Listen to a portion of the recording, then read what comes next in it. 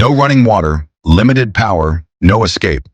Could you survive a week in a Tesla-powered tiny home? Let's find out.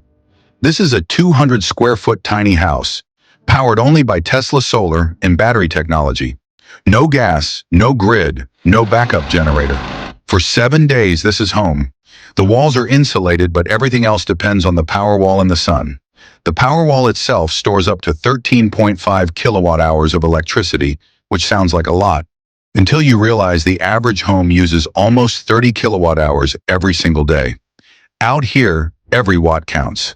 The tiny house is simple, just a bed, a tiny kitchen, a bathroom with a composting toilet, and a control panel that shows how much power is being used.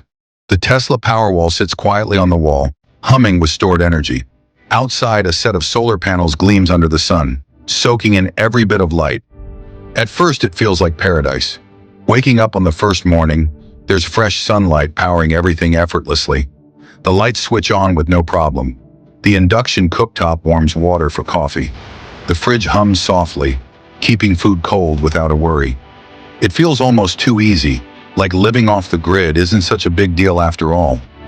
Cooking is simple: eggs, toast, coffee. Even watching YouTube videos on the tablet feels like a luxury. The house is quiet, peaceful, with no background noise of city life.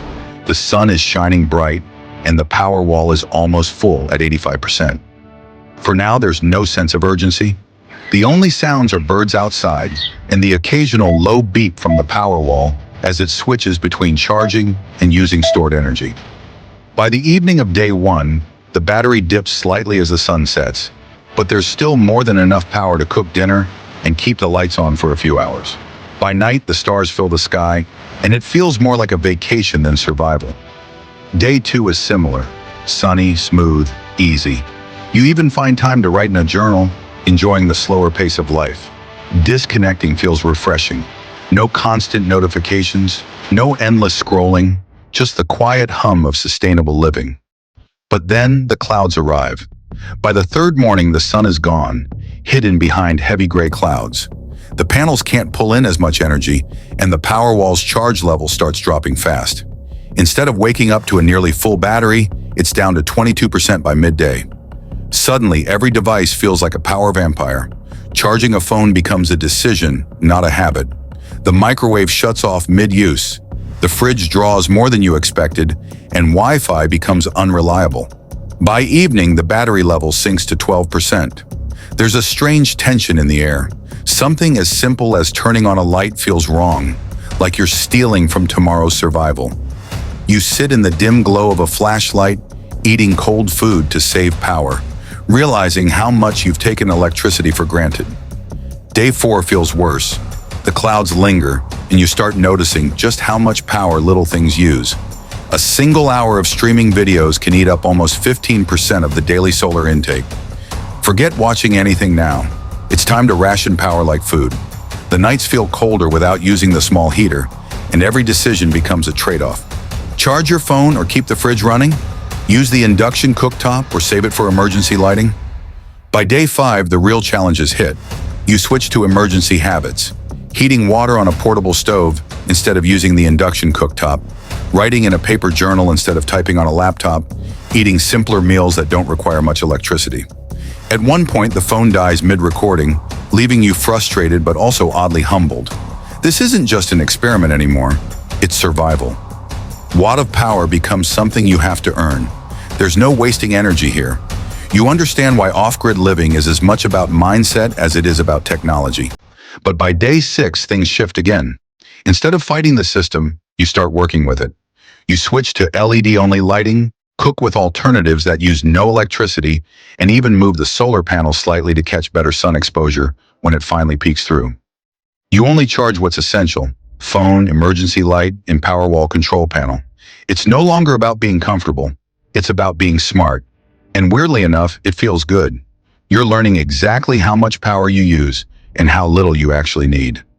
Living like this teaches you to respect every single watt. When day 7 arrives, the sun finally breaks through the clouds. The panels soak up the light like thirsty plants, and the Powerwall charges back up quickly. Watching the battery level climb feels like winning a game. You brew a hot cup of coffee, sit by the window, and smile. You made it. One full week in a Tesla-powered tiny house, completely off-grid. You can feel how much you've changed in just 7 days. You appreciate every flick of a light switch, every warm meal, and every little thing electricity gives you. You survived, but you also learned. Living off Tesla power works, but only if you respect the system. And once you do, it changes how you think about energy forever. Surviving a week in a Tesla-powered tiny house isn't just about technology. It's about understanding how fragile comfort really is. Even with cutting-edge tech like the Tesla Powerwall, you quickly realize that living off-grid is as much about adjusting your habits as it is about having the right equipment. On that 7th morning, watching the battery climb back up feels like a small victory, but it also reminds you how close you came to running out completely. A fully charged Powerwall feels like security, but you now understand it's not limitless. It's only 13.5 kilowatt hours of stored energy, something you can burn through shockingly fast if you're careless. The more time you spend in the tiny house, the more you start questioning your normal life. Back home, you leave lights on without thinking, run the air conditioner all day, keep your phone charging overnight. Things you wouldn't even consider doing here. Off-grid living forces you to be aware. Every decision has a consequence. The last day feels different. There's no rush to use power just because you can. Even with the sun shining again, you stick to your new routine. Only essential devices get charged. You avoid wasting energy on entertainment or long cooking times, not because you have to anymore, but because you respect the system. It's almost a quiet sort of pride, knowing you've adapted, learned, and survived. The house itself feels different too. What once felt like a small experiment now feels like a genuine home, even if just for a week. The walls, the panels, the humming Powerwall, they all become part of a system you've worked with, not against. There's a strange bond between you and this tiny space. It's no longer just a place to stay, it's something you've learned to live with. By evening, you sit outside watching the sun drop behind the trees. The panels are still catching the last bits of light, and the Powerwall shows a comfortable charge level. For the first time all week, you don't feel anxious about power. There's enough to cook dinner, enough for some lights, and even enough to enjoy one last hot cup of coffee before bed.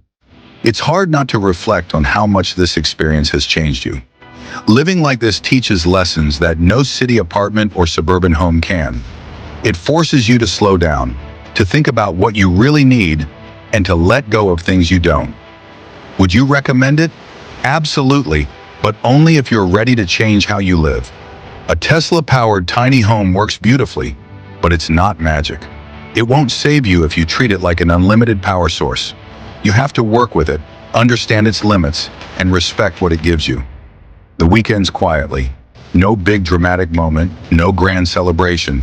Just a calm understanding that you've done something many people would struggle with. You survived 7 full days off the grid, powered only by sunlight and stored energy. The next morning, as you pack your things and prepare to leave, you take one last look at the tiny house. The Powerwall's green light blinks steadily, ready for another day. The panels sit quietly, waiting for the next sunrise.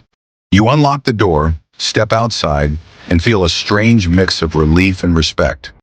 Relief because you're going back to a world where power flows endlessly with a simple switch. Respect because now you understand just how valuable every bit of that power really is. As you walk away, one thought lingers. Maybe everyone should try this, at least once. Not because it's easy, but because it changes how you see the world. A week in a Tesla-powered tiny house doesn't just teach you how to live off-grid. It teaches you how to live with less, appreciate more, and never take energy for granted again. So what does this week really teach you? More than just how to survive, it teaches you how to live differently. Living off the grid in a Tesla-powered tiny house forces you to rethink energy, comfort, and even your daily habits. If you've ever wondered whether you could do it, here are the truths that hit hardest during those 7 days. The first lesson: energy is precious. When you live on solar power and a single battery, every decision matters. A microwave isn't just a convenience, it's a huge drain. Streaming videos isn't just entertainment, it's eating away at the same power that keeps your fridge running. You stop thinking about what you want to do and start thinking about what you can afford to do with the power you have. The second lesson: the weather controls your life. A single cloudy day changes everything. When the sun disappears, you feel it immediately. Less light, less heat, and most importantly, less electricity. You plan your day around the sun, waking earlier to make the most of daylight, and conserving energy as soon as clouds roll in. The third lesson: comfort becomes a luxury. Things you take for granted, hot showers, fully charged phones, endless Wi-Fi, suddenly feel like rare treats. You learn to appreciate the simple moments, like brewing coffee when there's enough power or writing by hand because it costs nothing. And the biggest lesson of all: you learn how little you actually need to live well. A small house, a little electricity, and a lot of careful planning can still give you a happy, peaceful life. In fact, you start to enjoy it. Without constant digital noise, you find yourself listening to birds, watching sunsets, and sleeping better than you have in months. But if you ever want to try this yourself, there are a few things you need to know before diving in. First, know your energy use. Before going off-grid, understand how much power your devices actually consume. A Tesla Powerwall can store 13.5 kilowatt hours, but you'll burn through that fast if you try to live like you do in a normal house. Second, invest in efficiency. LED lights, low-power cooking methods, and energy-efficient appliances are essential. Even small changes like using a French press instead of an electric coffee maker can save hours of battery life over a week.